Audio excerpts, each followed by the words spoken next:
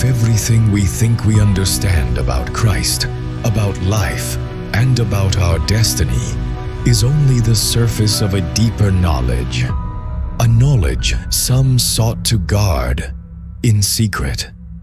This is the gospel. According to Philip, a writing attributed to the Apostle Philip, composed sometime between the 2nd and 3rd centuries of our era, preserved in Coptic within Codex II, discovered at Nag Hammadi in 1945. We do not know its direct author. The one who writes speaks in the name of Philip's tradition. It has reached us incomplete, with visible gaps and broken edges, as though time itself wished to hide essential parts of its message. Sophia placed this manuscript in my hands, wrapped in threads of light that seemed to breathe, and warned me that opening it would shatter many certainties, that whoever listens feels their thoughts begin to shift, as though an ancient force were reclaiming what belongs to it. I have come to understand that reading these lines can transform how we see ourselves and how we see God. Philip appears as a disciple striving to reveal the hidden meaning behind the words. His relationship with Jesus is close, and his mission is to unveil the depth of baptism, union, and resurrection from a perspective more intimate than confessional. This text explores the difference between living and being dead while alive, the path of spiritual transformation, and the lost union humanity longs to recover. It matters to us today because we still search for who we are and to whom we belong. Along this journey, we will see how the heirs of life and death are distinguished, how what is imperfect can change when it contemplates the truth, how the mysteries restore the original union, and how rest comes only when we know where we come from and what holds us forever. Prepare yourself, for this manuscript claims that our deepest identity already knows the answer. For this reason, each one will dissolve into their first origin.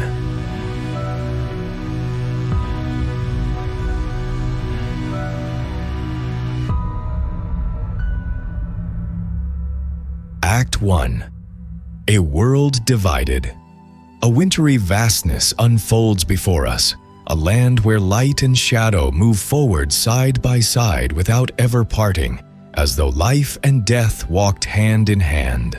In this setting, the manuscript begins its meditation on the human condition and its destiny. Proselytes, slaves, children, and heirs appear as figures that embody different ways of existing, different ways of receiving what endures. The passage teaches that only the living can inherit what is alive, for death hands down no legacy at all. Thus, inheritance becomes a kind of spiritual mirror. What one receives reveals the nature of the one who takes it in. The dead inherit nothing because, in the language of the manuscript, they lack the strength to embrace what abides. And the lesson becomes clearer when the three initial identities appear. The Gentile, who does not die because he has never lived. The Hebrew, who has lived in the truth, and the believer, who has found life, yet risks losing it precisely because he is alive. Each figure shows that true life is not an automatic state, but a presence that must be upheld. Then a striking image rises. Winter becomes the world, while summer stands for the eon. Sowing belongs to the cold season, harvest to the full one. In this way, the manuscript invites us to see human existence as a cycle in which each act planted in the darkness of winter eventually reveals its fruit in the clarity of summer. The metaphor shows that today's actions echo in a larger plane, and that the maturity of what is sown is understood only when its season arrives. The text declares that with the coming of Christ, the world was made anew. This idea does not describe a historical instant, but a turning point in the understanding of being. Life was rescued from the hands of thieves and redeemed so it could reclaim its purpose. The manuscript reads human existence as something once held captive, now restored to its origin by an act of restitution. A series of inseparable dualities then emerges: light and darkness, life and death, right and left. These pairs are not foes, but siblings, realities that coexist and define one another. In this vision, none of them can be understood in isolation. Light needs contrast. Life knows itself before death, and each pole reveals the nature of its counterpart. The deeper meaning is that existence is woven from pairs that remain together without breaking, and to comprehend them is to accept that both belong to a single structure. Finally, the manuscript declares that everything returns to its source. This stands as a conceptual closing. Whatever arises will return to the place from which it came. There is no threat in this teaching, only the reminder that life moves according to the coherence of return. And so the entire act rests on a central idea. Authentic life, when inherited, guides everything back to the origin that made it possible. And as this reflection completes itself, a brief transition ushers in the passage's concluding sentence, sounding like the inevitable end of all that came before. For this reason, each one will dissolve into his first origin.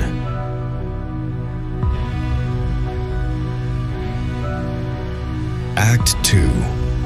Transformation and likeness. A vat of dyes shimmers beneath a still light. When a cloth touches the water, its color begins to change. With this image, the teaching on the difference between what is created and what is begotten begins. The manuscript explains that what is created may show beauty, yet lacks nobility, and so its offspring bear a lineage marked by disorder. First comes adultery, then murder, and the serpent's child embodies that initial disharmony. This sequence introduces a key idea.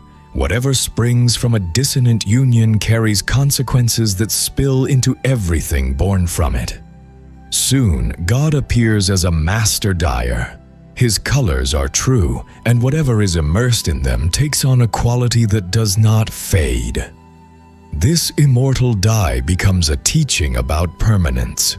Once something receives that coloration, it acquires an identity that cannot be lost. In this way, the manuscript suggests that the inner life too can be infused with a lasting hue, one that redefines the being who receives it.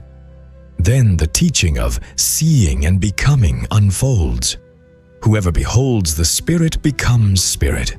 Whoever beholds Christ becomes Christ. Whoever beholds the Father takes on his way of being. This progression proposes that deep vision transforms. True contact with a higher reality leaves a mark that reshapes the one who recognizes it. Next comes the relationship between faith and love. Faith opens the space that allows one to receive. Love is the movement that gives. Together they act as the twin forces that structure inner growth and keep it in balance. Thus, the manuscript shows that spiritual life unfolds through this twofold motion: openness and offering. The narrative moves toward the teaching on names: Jesus, the Nazarene, Christ, Messiah. Each holds a particular meaning that illuminates an aspect of his identity. Linguistic variations are explained, and finally we are told that Jesus is a universal name, spoken the same in every tongue. In this, the text emphasizes that what is essential remains constant, even when clothed in different sounds across regions. taken together, the act expresses a single thread running through all its elements. The human being can be transformed by whatever touches, dyes, or illuminates him. And once the sequence is complete, a transition prepares the entry of the passage's literal statement. You saw the Spirit. Then you became Spirit. You saw Christ. Then you became Christ.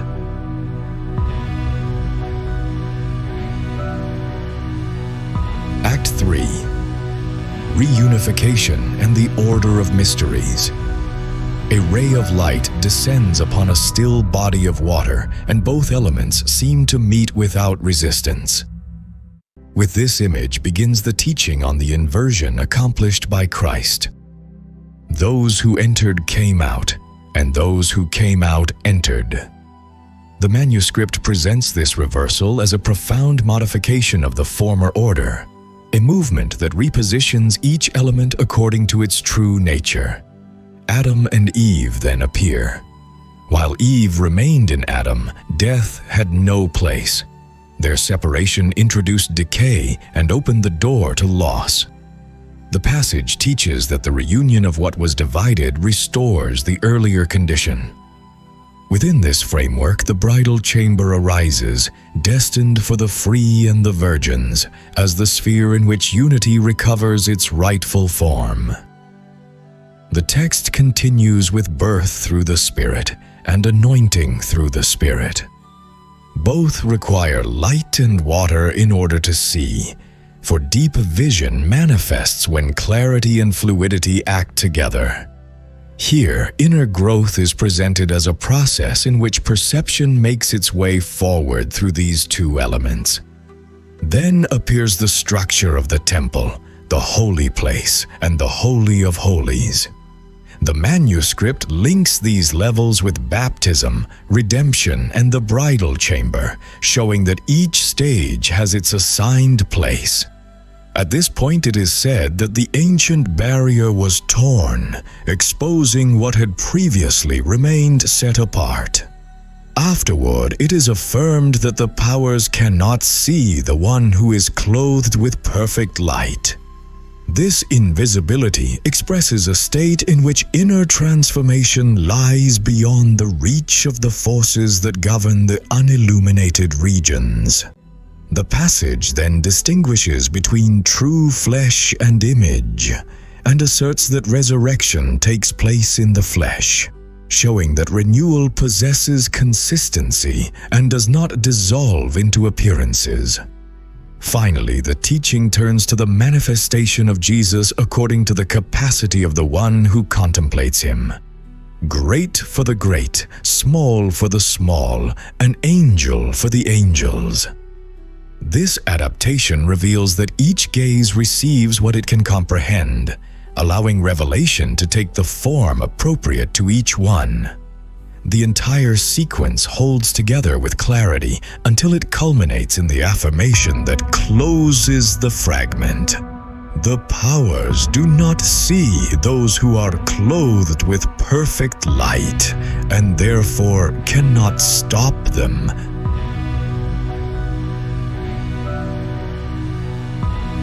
Act 4. Rest, Knowledge, and Permanence. A garden bathed in continuous daylight stretches without a single shadow, and at its center a pearl rests without losing its brightness. With this image begins the teaching on the children of the bridal chamber, united under a single name, rest. The manuscript presents this rest as the sign of those who have attained inner firmness. The act continues with descent into the water and consecration. The water opens the way, and consecration affirms the identity received. Each step marks an advance toward a way of life capable of sustaining itself with clarity. Then arises the teaching attributed to Philip.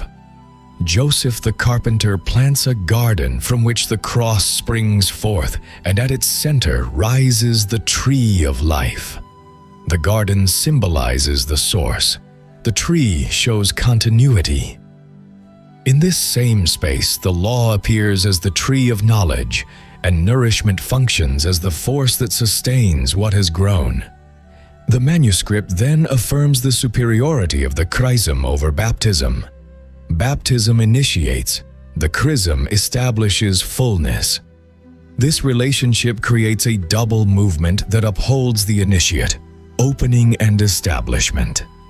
Next appear the two trees, one that produces animals and another that produces human beings. The image presents the difference between life that reacts and life that understands. Each fruit reflects the type of seed that generated it, and with this, the text indicates the importance of orienting inner cultivation. Further on, it describes how human beings create gods and end up honoring works made by themselves.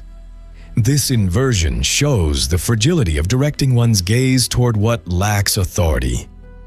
In contrast, there arises divine agriculture, faith, hope, love, and knowledge, seeds that shape inner growth in a balanced manner. The manuscript declares, "Blessed the one who does not cause pain, associated with the figure of the perfect human." Then appears the image of a house that offers appropriate nourishment to each being, showing that discernment makes it possible to give what is fitting to each nature. The act advances toward the mystery of marriage and the forces that seek to unite without right.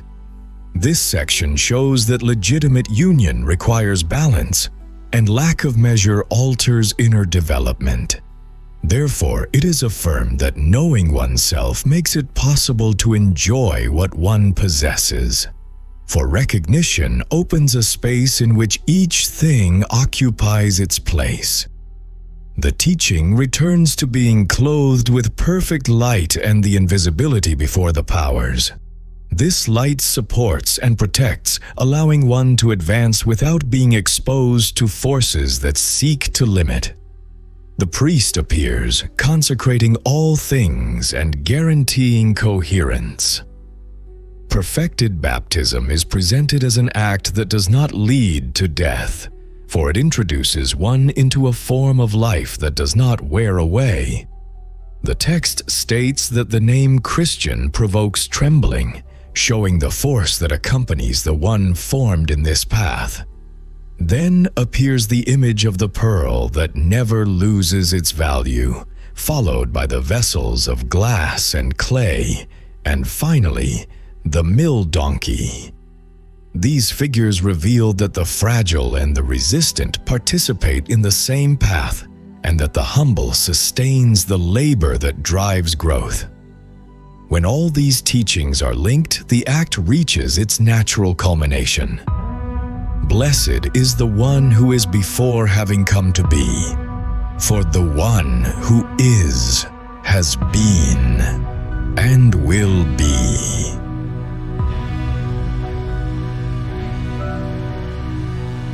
Epilogue.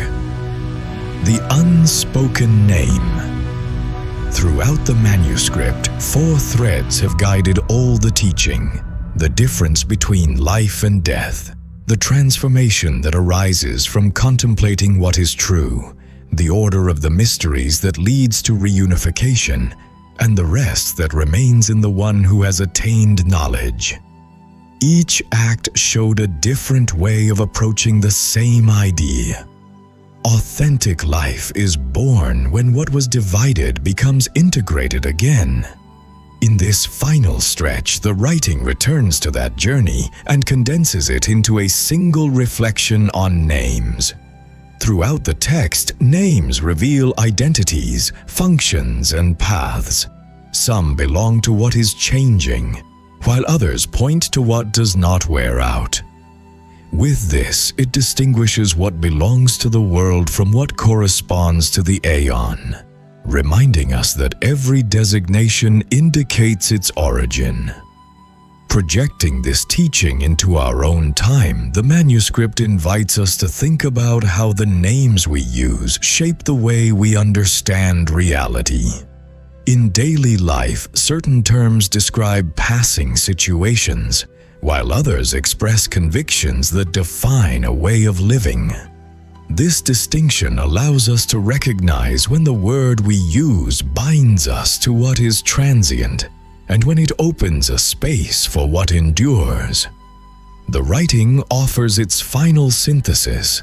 There exists a designation that does not participate in the worldly realm, a name given by the Father, reserved for those who can recognize its origin.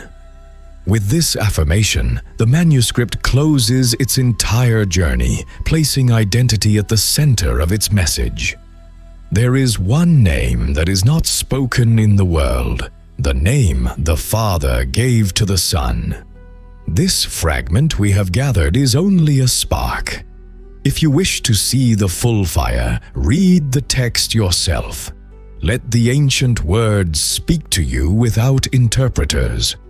For perhaps between the lines, you will find something no one else has seen. Thus begins the true gathering. Sophia. What is transformed in the human being by the recognition of a name that cannot be spoken in the world?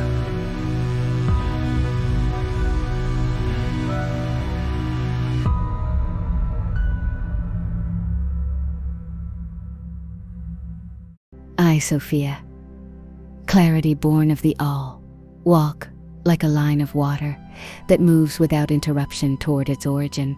The text indicates that a name that cannot be used in the world belongs to a dimension that surpasses every earthly designation and points to an origin that remains intact. That quality describes an identity reserved for those who recognize their highest root.